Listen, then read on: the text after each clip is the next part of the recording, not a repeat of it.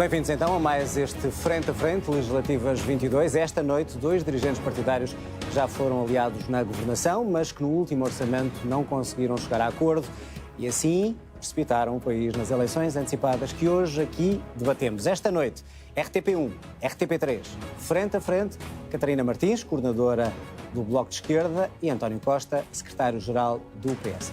Boa noite a ambos, bem-vindos. Catarina Martins, comece por si. Porquê é que António Costa é um obstáculo? Muito boa noite, cumprimento o Dr. António Costa. Permita-me só um breve segundo para desejar que a intervenção cirúrgica a que Jerónimo de Sousa vai ser sujeito corra da melhor maneira, que recupere depressa e esperamos encontrar-nos em breve. É um ponto de conferência, creio que entre Acho que os três. Absoluto. Muito bem. Porquê é que é um obstáculo, António Costa? O obstáculo é o desejo de uma maioria absoluta, ou seja, a ideia de que só se pode governar em Portugal se houver uma maioria absoluta e a intransigência de negociar à esquerda.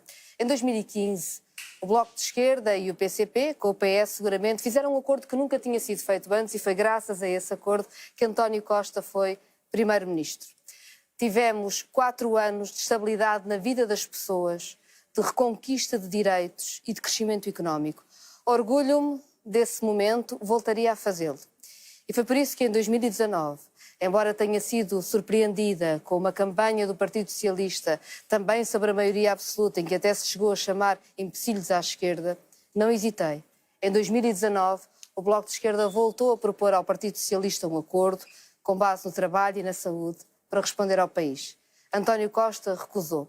E tem vindo desde aí em recusas de diálogo à esquerda, com o Bloco de Esquerda, mas também com o PCP. Por isso é um obstáculo? Nós agora... É um obstáculo? É a maioria absoluta ou António Costa é um obstáculo? Tem sido obstáculo este desejo de maioria absoluta, mas neste momento eu acho que toda a gente no país sabe que não teremos maioria absoluta. E, portanto, a nossa responsabilidade é agora criar soluções para o dia seguinte. E o que conta na vida em Portugal para criar essas soluções é a saúde e é o trabalho. E é isso que nós temos que discutir. Como é que há um acordo em Portugal sobre a saúde e o trabalho que resolva os problemas mais urgentes que temos? Muito bem, vamos discutir isso mesmo, Catarina Martins. E já agora, só para encerrar este assunto, pergunto-lhe, sendo António Costa um obstáculo, se o Bloco espera por uma nova liderança do PS para deixar de existir um obstáculo. Nunca me referi à vida interna do Partido Socialista, nem nunca o faria. O que disse sempre é que a ambição de maioria absoluta tem sido obstáculo a entendimentos que podiam ser simples e que eram fundamentais para o país. Foi bom termos feito um acordo escrito em 2015. Foi um erro ter recusado um acordo escrito em 2019. Mas nós cá estamos outra vez para garantir que em Portugal há uma solução para a saúde, para o trabalho, para o que conta para a vida das pessoas. E é isso que eu quero discutir. É isso que vamos discutir. António Costa, tenho que lhe fazer a mesma pergunta. Pergunto-lhe de outra maneira. Quando olha para Catarina Martins, se vê também aqui um obstáculo à sua maioria absoluta? Ora bem, a maioria absoluta não é um objetivo em si. Ninguém me ouviu falar em 2015 ou em 2019 em maioria absoluta. O que é que acontece? Acontece que o ano passado, em 2020, quando estávamos no momento mais grave da pandemia, quando não havia sequer um português ainda que já tivesse levado a vacina, a direção do Bloco de Esquerda decidiu romper o diálogo à esquerda.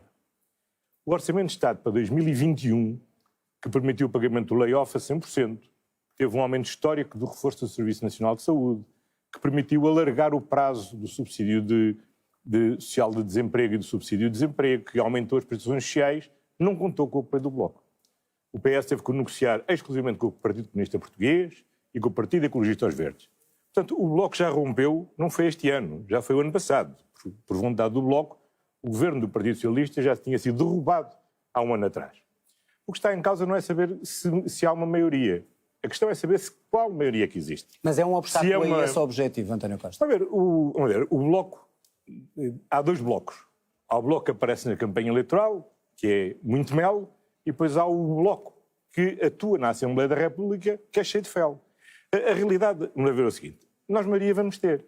Está a saber, temos uma maioria do Partido Socialista para continuar a avançar, ou se temos uma maioria da oposição, cujo único efeito é bloquear. O que eu faço a justiça a reconhecer à Catarina Martins, que a Catarina Martins só soma o seu voto à direita e à extrema-direita para chumbar o orçamento do PS, mas não é capaz de juntar o seu voto à direita e à extrema-direita para aprovar um orçamento alternativo ao PS. Portanto, aquilo que votam não é para avançar, é para parar. E o país não pode parar, o país tem que avançar. Nós temos que responder à pandemia, temos que virar a página da pandemia, temos que recuperar a economia, recuperar a sociedade, recuperar as feridas que esta crise brutal deixou no setor da cultura, no setor da restauração, na vida geral em sociedade, e temos que progredir. E é por isso que nós precisamos de uma maioria que dê estabilidade para que o país não esteja a parar, que o país não esteja de crise em crise e que o país possa avançar. Catarina Martins, quando é que, porque ambos já manifestaram isso em outros debates e publicamente, quando é que perdeu a confiança em António Costa e passou a fazer aquilo que ouvimos aqui a dizer, a parar, a bloquear? O Partido Socialista e o governo de António Costa contaram sempre com o Bloco de Esquerda e contaram no momento mais difícil da pandemia. Fomos mesmo o único partido de esquerda com que o Partido Socialista contou sempre quando precisou de estados de emergência e mesmo que tivéssemos algumas divergências. E também foi o único partido de esquerda com que contou para o orçamento suplementar, em que viabilizámos 7 mil milhões de euros de resposta à pandemia que depois o governo não quis utilizar. A questão do mel e do fel é a prova do que se faz em cada momento. Foi mel dizer às cuidadoras informais que são tão esforçadas, que na verdade dedicam a sua vida ao apoio e que na pandemia foi de quem mais sofreu, que teriam 30 milhões em cada orçamento. Mas depois veio o fel e o governo guardou 98% da verba que tinha para os cuidadores informais na gaveta. E, portanto, não vale dizer-nos o que faz, o que promete, quando é que perdeu, vale quando é que o que é perdeu, que se faz. Quando é que perdeu a confiança? Não é uma questão de confiança. Um contrato escrito, aliás, é ótimo, deu-nos estabilidade durante 4 anos e é aí que eu acho que devemos voltar. Mas temos que olhar para o país. Se não for de nada feito, o Serviço Nacional de Saúde estará moribundo daqui a 4 anos. Nós temos neste momento menos médicos, ou tínhamos no final do ano passado, os últimos números que são conhecidos, do que tínhamos no início da pandemia. Há 2 mil enfermeiros que já pediram para emigrar. 22 milhões de horas extraordinárias que os médicos e todos os profissionais de saúde têm feito para aguentar esta pandemia. E quando há toda esta dificuldade, o que o Governo vem propor não é fortalecer o Serviço Nacional de Saúde, não é colocar no centro do Serviço Nacional de Saúde os utentes e os seus profissionais, mas é sim exigir a quem já está exausto que faça mais 500 horas extraordinárias por ano. Catarina Martins, quer isso dizer que é uma questão de dinheiro? É isso que está a dizer na saúde? É uma questão de dinheiro? É uma questão de dinheiro e é uma questão de estrutura do Serviço Nacional de Saúde. Ninguém pode pedir ao Bloco de Esquerda que aceite orçamentos que a cada dia que passa enterram mais o Serviço Nacional de Saúde. Nós precisamos de uma reestruturação do Serviço Nacional de Saúde que o torne capaz para o século XXI, de lidar com uma população envelhecida, com muita doença crónica. É preciso um Serviço Nacional de Saúde que valoriza os seus profissionais e que põe no centro os utentes. Vou ter que passar a palavra, para equilibrar.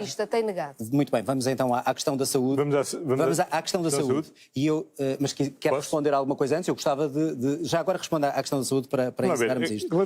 É uma questão de dinheiro, ou seja, o PS tem dito que fez o maior investimento na saúde, estamos em pandemia, é normal, mas os problemas com os médicos, com os enfermeiros, com as pessoas, com os utentes, não tem que ver só com isso. Portanto, eu pergunto-lhe se é gestão ou é dinheiro. São ambas as coisas. Nós temos vindo a reforçar sistematicamente o Serviço Nacional de Saúde desde o orçamento de 2016. Neste momento, o Serviço Nacional de Saúde tem mais 28 mil profissionais do que tinha em 2015, em termos líquidos. Só no dia 1 de janeiro deste ano, portanto há poucas semanas, entraram em funções mais 2.044 médicos de forma com formação geral. Portanto, temos vindo a reforçar os recursos humanos. Agora, o orçamento que o Bloco de Esquerda chumbou era o orçamento que reforçava em mais 700 milhões de euros o orçamento do Serviço Nacional de Saúde. Só em 2 orçamentos o Bloco de Esquerda falhou no reforço em 1.500 milhões de euros para o Serviço Nacional de Saúde. Mas não foi só o reforço das verbas. Foi também medidas concretas para os profissionais. O orçamento devolvia aos enfermeiros os pontos que perderam na anterior reclassificação. Repunhamos a carreira de técnico auxiliar de saúde. Com o chumbo do orçamento e a dissolução da Assembleia, não aprovámos ainda o Estatuto do Serviço Nacional de Saúde, que previa a dedicação plena e que, com isto, criava melhores condições para que os médicos, designadamente, pudessem ter maior atividade no Serviço Nacional de Saúde, com melhores condições remuneratórias. E a verdade é esta. O que estamos neste momento aqui a discutir, e a alternativa que temos nestas eleições, é se temos uma maioria do PS, que regulamenta a Lei de Bases de Saúde que aprovámos em conjunto, ou se temos uma maioria de direita, liderada pelo PSD, como está no programa do PSD, quer revogar a Lei de Bases de Saúde. E aquilo que o Bloco de Esquerda abriu a porta foi que haja esta mudança. Ora, a única forma de travar essa mudança é com uma maioria do Partido Socialista que dê estabilidade ao país, que permita executar a lei de base de saúde, que nos permita continuar a prestar o Serviço Nacional de Saúde. Não conta com o Bloco de Esquerda para ajudar o Serviço Nacional de Saúde. Vamos lá ver. Eu gostava, é isso que está a dizer. Vamos ver o seguinte. Eu, em 2015, dei a cara por esta solução da criação da geringonça. Eu fiz toda a campanha de 2019 a dizer que era para continuarmos a geringonça. Eu, na noite das eleições, disse, o que os portugueses disseram foi que querem continuar com a geringonça com um PS mais forte. Aquilo que aconteceu é que, no momento mais grave que tínhamos para enfrentar, no pico da pandemia, quando não tínhamos sequer ainda vacinas para combater esta pandemia, o Bloco de Esquerda fechou a porta ao PS, fechou a porta ao PCP, fechou a porta ao PEV e votou contra. Porque já no orçamento para 2021 o Bloco de Esquerda votou com a direita e foi aí que perdeu contra. A confiança neste seu parceiro. Não é uma questão de confiança. Eu não faço avaliações dessa natureza. É uma constatação política. A direção do Bloco de Esquerda cansou-se de ser parte de uma solução de governo e quis voltar a ser um partido de protesto. Eu não faço avaliações. Vou equilibrar o tempo. Essa avaliação será feita pelos 500 mil eleitores que em 2019 votaram no Bloco de Esquerda e que saberão dizer se esse voto foi bem emprego pelo Bloco de Esquerda ou foi mal emprego pelo Bloco de Esquerda. Catarina Martins, como é que responde a este repto de que é o Bloco de Esquerda que está a bloquear o melhoramento do SNS? O Bloco de Esquerda não se cansa e a direção do Bloco de Esquerda não muda de opinião. Quando fizemos um acordo em 2015, tínhamos um objetivo e um horizonte. Quando lhe propus um acordo em 2019, foi precisamente para isso. E foi o Partido Socialista que recusou. E eu lembro-lhe que agora me fala das contratações na saúde. E sim, estas contratações que faz, estes 26 mil trabalhadores para o SNS... 28 mil. Agora 28 mil. Na verdade, não são diferentes do número que nós já tínhamos acordado, que era necessário no SNS, ainda antes da pandemia. Veio a pandemia e, na verdade, temos o mesmo número. E é por isso que faltam tantos profissionais. O Governo recusou fazer qualquer coisa que fixasse profissionais. E nós não conseguimos contratar os 600 médicos de família que faltam para dar resposta a mais de 1 milhão de utentes já sem médico de família. Faltam anestesistas no Algarve, faltam obstetras no Alentejo, faltam pediatras em Almada.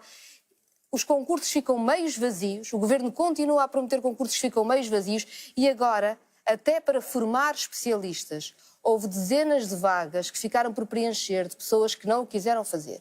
E o que eu não percebo, porque ao contrário do Dr. António Costa eu nunca mudei de opinião sobre o percurso que era preciso fazer, é porque é que o Partido Socialista recusa esta medida tão básica para centrar o SNS no utente e para valorizar os seus profissionais e ter uma organização mais forte, que era proposta por António Arnaud de promover, e estou a ler o que António Arnaud escreveu, promover a dedicação exclusiva nos serviços de saúde. E porquê é que o Partido Socialista achou que tínhamos de ir a eleições? Porque em vez de ter medidas destas, simples, como António Arnaud propôs, preferiu fazer um braço de ferro, continuando o SNS a perder profissionais todos os dias e vir a eleições, exigir uma maioria absoluta para continuar a impedir a exclusividade dos profissionais e continuar a impedir as alterações fundamentais no SNS. Como é que responde a esta questão? Martins, e qual é o braço de ferro? A deputada Catarina Martins sabe bem que a grande diferença não é entre a dedicação plena que o PS defende, onde, por vontade livre dos médicos, podem produzir mais no Serviço Nacional de Saúde com melhores contrapartidas, e a dedicação exclusiva que o Bloco de Esquerda quer, que significa proibir os médicos de trabalhar fora do Serviço Nacional de Saúde.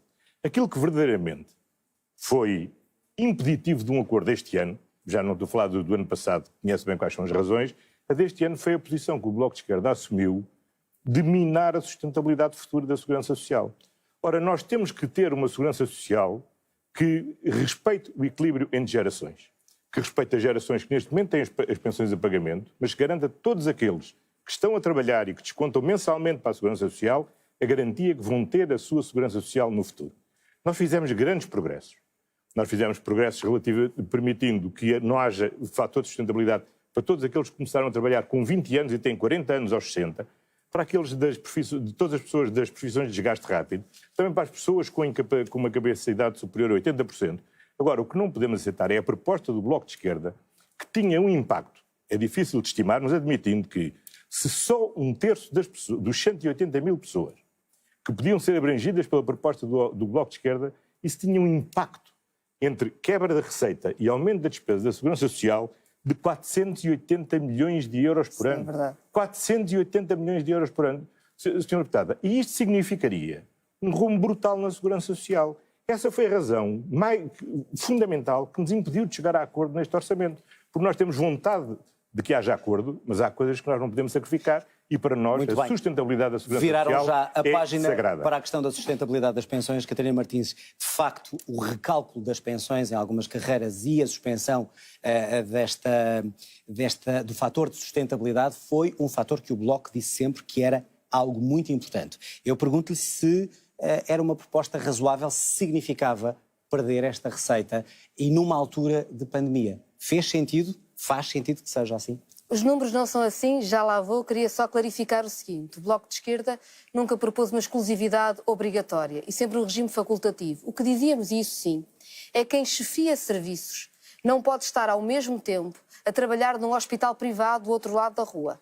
Porque é impossível ter um Serviço Nacional de Saúde que funciona com quem está a chefiar um serviço no hospital privado do outro lado. Mas o Estatuto do Serviço Nacional de Saúde, que o Governo aprovou em Conselho de Ministros e que, enfim, não sabemos o que fará, o que é que o PS quer fazer com ele, diz que apenas é incompatível com o exercício de funções de direção técnica, coordenação e chefia em instituições privadas. Catarina Martins, quer dizer temos que o avançar médico e temos que pode falar de estar a outros dirigir temas. o Serviço Nacional de Saúde e estar a trabalhar ao mesmo tempo num hospital privado. E isso impede Muito bem, Catarina Martins, uma vamos passar ao organização do segundo tema. SNS centrada no utente e que valorize os seus profissionais. Catarina Não é Martins, por vamos à acaso. sustentabilidade de pensões, Mas porque a senão não saúde é tão saímos deste importante. assunto. E eu irei às pensões. É que não podemos continuar a discutir Neste momento gastamos 150 milhões de euros a contratar tarefeiros a recibo verdes para as urgências. Bem podíamos valorizar os profissionais do SNS. Mas vou às pensões. Os números... Sustentabilidade, o fator de sustentabilidade. É que convém que as pessoas percebam o porquê é que o Bloco, isto é tão importante em relação a estas carreiras. E é isso se mesmo tiver que eu esse quero preço. explicar. Muito bem, então vamos o fator de diretamente ao assunto. sustentabilidade tem várias formas no cálculo das pensões e, neste momento, algumas pessoas, poucas, residuais, têm, por essa via, um duplo corte na sua pensão. Têm um corte no momento que pedem a sua pensão, na ordem dos 15%, e depois ainda têm um corte de 0,5% ao ano por cada ano de antecipação da reforma. Ora, nós acabamos com este corte de 15% para quase toda a gente que pode pedir reforma antecipada. Acabamos no caso de profissões de desgaste rápido, acabamos para quem tem 40 anos de carreira contributiva aos 60 anos. Há um número residual de pensionistas, de pessoas que pedem a pensão, que ainda têm este duplo corte. Ora, números do próprio Governo, porque é bom não estarmos a inventar números todos os dias, dizem-nos que em 2020 só pediram as pensões com o duplo corte 1 em 10 mil pensionistas. Teria custado 16 milhões de euros não ter este corte nas pensões. Para além disso, há uma parte de pensionistas, 42 mil, mais uma vez um número reduzido, que tem este corte desde o tempo da Troika. E nós acabámos com os outros cortes da Troika e com este não acabámos. Muito bem. Estamos a falar de um número reduzido de pensionistas. Tem que equilibrar o tempo. Estamos a falar de um grupo reduzido de pensionistas que trabalhou toda a vida e que tem um duplo corte na sua vida. E as pessoas não precisam de caridade, precisam sim é da pensão justa e de se acabar Catarina com os Martins, cortes. conclua, por favor. António Costa. Senhora Deputada, nós temos de ser rigorosos. Não vou dizer se o número é grande ou é pequeno. São 180 mil pessoas que potencialmente podiam beneficiar dessa medida. E nós temos que fazer opções. Não sabemos se os 180 mil aderiam. Mas bastava 1/3 desses 180 mil aderir para que o custo anual fosse de 480 milhões de euros por ano. Ora, nós temos que garantir a todas as gerações a sustentabilidade futura da Segurança Social. Uma das grandes vitórias destes 6 anos é que, mesmo com a pandemia pelo meio, nós conseguimos alargar em 22 anos a sustentabilidade da Segurança Social. E é essa sustentabilidade que dá garantias aos pensionistas de hoje e aos pensionistas de amanhã. E só há pensionistas amanhã se as pessoas tiverem essa confiança. Porque se nós minarmos a confiança dos cidadãos no futuro da Segurança Social, sabe quem ganha? Quem ganha é a maioria direita. Quem ganha é a proposta de Rui Rio, do PSD, que nos vem propor o quê? Um sistema misto, onde privatiza metade dos recursos da Segurança Social, dizendo que o Estado não tem capacidade de garantir a Segurança Social.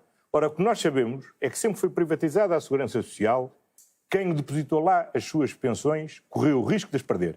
Houve milhões de americanos que ficaram na pobreza, perderam tudo, porque o sistema de pensões estava ancorado num sistema bolsistas que colapsou com a crise de 2008. Ora, nós temos que garantir aos portugueses que confiam na sua Segurança Social que a contribuição que fizeram vai ter o retorno devido nas suas pensões. E por isso o sistema tem que ser público. Mas para o sistema ser público, nós temos que garantir a sua sustentabilidade, hoje e amanhã. E é por isso que não podemos aceitar... Temos 5 minutos até ao final do debate. Acho que há outros assuntos que também gostaria de ver aqui abordados. Legislação laboral. As normas da Troika têm que sair da legislação laboral. Algo que o Bloco de Esquerda tem dito e que empurrou as negociações. Eu pergunto-lhe porque é que é tão importante sair essas normas agora. Muito bem. Só em relação aos pensionistas, lembrar que não há 180 mil pessoas a quererem se reformar em Portugal com penalizações que ainda assim seriam de 40%. É isso que nos está a tentar convencer isso. Não, eu disse que bastava um terço. Mas queria, em todo o caso, dizer-lhe o seguinte. O que nós arrecadámos com aquele adicional do IMI, que ficou conhecido por imposto de mortágua, mesmo nas contas exageradas que o Governo apresenta, chegaria para pagar isto, porque sim, foram quase 500 milhões de euros nestes anos. O Bloco de Esquerda é seguramente o partido que mais fez pela sustentabilidade da segurança social e que defende a segurança social. Ambos têm contas diferentes. Vamos à legislação laboral. Da nossa Catarina democracia. Martins, vamos à legislação laboral. Normas da Troika. Em relação à legislação laboral, é um caso difícil. O salário médio em Portugal tem de subir, está cada vez mais em baixo, mais encostado ao salário mínimo. E, na verdade, aqui sim, o Dr. António Costa teve uma posição numa altura e depois teve outra, o que dificultou o nosso trabalho, tirar a Troika da legislação laboral, porque é isso que é preciso fazer para que o salário médio possa subir. Em 2012, António José Seguro era líder do Partido Socialista e viabilizou a legislação da Troika no Parlamento, no Código de Trabalho. Na altura, António Costa, no seu comentário, dizia que dificilmente teria viabilizado aquela legislação. Ora, o Bloco de Esquerda não mudou de posição de 2012 para agora. Sempre soubemos que cortar nas compensações por despedimento, cortar nos dias de férias, fragilizar a contratação coletiva, cortar no pagamento das horas extraordinárias e abaixar o salário médio em Portugal e fazer de Portugal um dos países em que os salários pesam menos no PIB.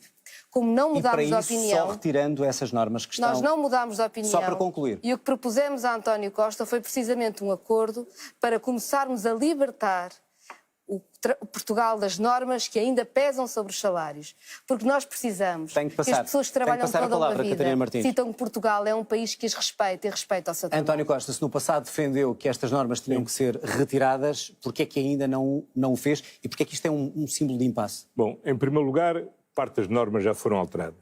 Em segundo lugar, está na Assembleia da República e só não estão a ser discutidas e votadas na Assembleia da República porque o Bloco de Esquerda, juntando-se à direita e à extrema-direita, chumbaram o orçamento, dissolveram a Assembleia da República e a legislação de trabalho que nós apresentamos com base na agenda do trabalho digna não está neste momento a ser aprovada. E era uma agenda de trabalho digna que respondia a problemas muito concretos das pessoas. Respondia a todos os trabalhadores de empresas de trabalho temporário que passariam a ter que ter um contrato fixo com a empresa de trabalho temporário, ainda que tivessem temporariamente a exercer atividade por conta dessa empresa aqui ou ali. Respondia à necessidade de todos aqueles trabalhadores que trabalham para as plataformas digitais e que a lei vinha consagrar e reconhecer como tendo um verdadeiro contrato de trabalho. Vinha desbloquear de uma vez por todas a caducidade da contratação coletiva. Olha, uma solução idêntica ou muito semelhante àquela que o governo espanhol chegou agora a acordo com os parceiros sociais e em que previne a caducidade da contratação coletiva por recurso à arbitragem necessária. E, portanto, estas são as verdadeiras razões. Agora, qual é o problema de fundo e o que é que separa, efetivamente, a nossa posição exatamente, porque da posição do Bloco? Estas normas não foram expurgadas, se concordava com isso? Mas vamos lá ver. Nós expurgámos o que havia a expurgar e entendemos que deve haver e prosseguir o diálogo em sede de concertação social e temos na Assembleia da República apresentado o conjunto da legislação para a agenda do trabalho digno. Mas estas não são as verdadeiras razões que dividem o PS do Bloco de Esquerda. É que o Bloco de Esquerda, não sei se a senhora deputada trouxe o programa, mas vale a pena ler o conjunto do programa do Bloco de Esquerda. É que o Bloco de Esquerda, por exemplo, propõe o seguinte, agora como tem uma versão light, não fala de nacionalizar, fala de desprivatizar. Das propostas que consta do programa do Bloco de Esquerda, página 113, é recorrer à emissão de dívida pública para proceder à desprivatização, à nacionalização da ANA, do CTT, da REN, da EDP e da Galp. A valores de hoje, das empresas que estão cotadas em bolsa, mais a ANA, só pelo valor que foi barata, que foi vendida, e segundo o Bloco de Esquerda, ao desbarato, pelo governo Passos Coelho, mas, portanto, recomprando a ANA pelo mesmo valor. E, tendo em conta as cotações de hoje, da REN, da EDP, do CTT e da Galp, Para concluir, António o que Costa. o Bloco de Esquerda nos propõe é agravar a dívida pública em 14,5% do produto interno bruto. E estes recursos de agravamento da dívida para fazer uma bravata ideológica é que, efetivamente, cria um problema muito difícil de gerir entre nós. Vou ter que passar Porque a palavra. Nós temos é que, de facto, utilizar os poucos António recursos Costa, que temos estamos a chegar ao fim. para melhorar a saúde, para melhorar a educação, a qualidade dos serviços Catarina públicos. Martins, por e não favor, para bravatas responda a deste género. esta questão do vosso programa e a esse problema que não é uma É a nacionalização, página é uma 113 privatização. e as páginas 120 a Recordo 123 só que do temos programa. muito pouco tempo. Responder a esta questão. Tem aqui. Talvez Rapidamente. o Partido Socialista ache normal que seja o Estado chinês a mandar da energia em Portugal. Ou talvez esteja contente com os CTT estarem a ser absolutamente destruídos. O Bloco de Esquerda não se resigna a isso e tem um programa faseado, equilibrado e pagável. Mas devo dizer-lhe que está a criar um obstáculo que não existe. Porque não foram estas questões que impediram qualquer acordo entre nós. Já em relação à agenda do trabalho digno, aquilo a que chama a agenda do trabalho digno, na verdade temos uma enorme diferença. É que o Partido Socialista exige manter a duplicação do período experimental, em que um trabalhador é despedido sem razão e sem um cêntimo, um período que é aqui 6 meses, quando o equivalente em Espanha são 2 meses. Mas queria lhe dizer o seguinte: nós vamos ter que encontrar soluções para o país.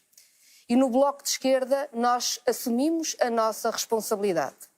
Agora bem sei que vem exigir a maioria absoluta, mas não a vai ter.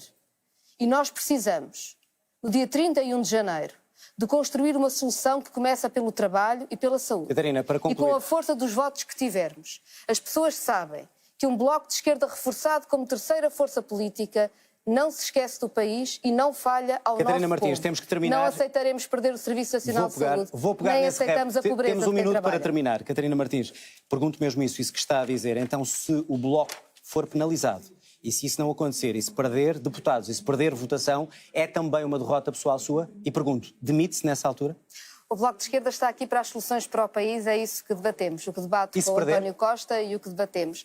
Com a força que tivermos. Queríamos saber qual era a O sua Bloco de posição. Esquerda é muito humilde nas eleições, espera o resultado que tiver, mas tem muita determinação para responder os problemas do país. António e as Costa, pessoas não, já- sabem que a agora força tenho do mesmo Bloco que de equilibrar. Esquerda é sempre usada para responder por quem trabalha. António Costa, tenho que lhe fazer, Vamos ver. tenho que lhe fazer a mesma pergunta.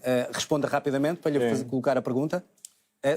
Deixe-me perguntar-lhe, pode ir de acordo àquilo que está a dizer.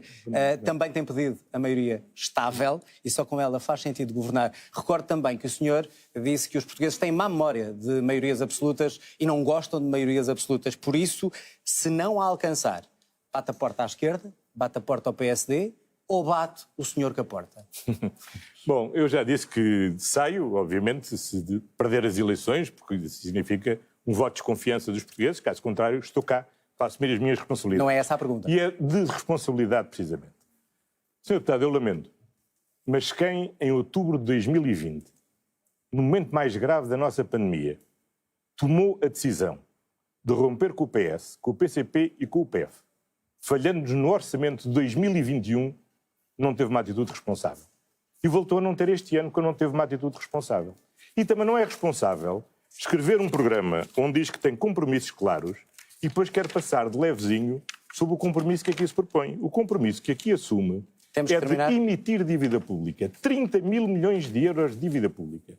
2 vezes o valor da bazuca europeia para fazer uma bravata ideológica, a estar a recomprar a ANA, o CTT, a REN, a Galp e a EDP. Chegámos ao fim, António Costa. E, de facto, num país que tem tantas carências, onde temos tanto que investir para ter um Estado fiscal mais forte, vou ter mesmo não que é terminar. esta a forma António Costa, de investir e de utilizar o dinheiro registro que não me respondeu. Maioria absoluta, não a obtém, o que é que faz? Bate com a porta? Não bate. Não é bate. maioria absoluta? Não, eu não faço essa chantagem. Eu não sou o professor Cavaco. O professor Cavaco é que diz, ou me dão a maioria absoluta, ou me vou embora. A única coisa que eu digo é que, obviamente, quem é primeiro-ministro durante 6 anos, ao fim de 6 anos, perde as eleições, tem que tirar uma ilação, é um voto de confiança dos nossos cidadãos. Se tiver maioria absoluta, e, portanto, vai reequacionar o que faz. Agora, o que eu digo aos portugueses Temos decidirão... mesmo que terminar, acabamos. Vou já terminar. Terminamos. Os portugueses decidirão como vamos governar. Aquilo que me compete dizer é que nestas condições, com partidos como o Bloco, nós de facto precisamos de uma solução de estabilidade. António Costa, Catarina Martins, já ultrapassámos o nosso tempo até em vários minutos. Peço desculpa, mas tenho mesmo que terminar. Catarina Martins, obrigado. António Costa também. Chegamos assim ao fim de mais um debate legislativo às 22. Regressamos com mais um debate. Quinta-feira, frente a frente, vão estar em direto, 20h30, aqui na RTP, António Costa e Rui Rio. Tenham uma boa noite e até quinta-feira.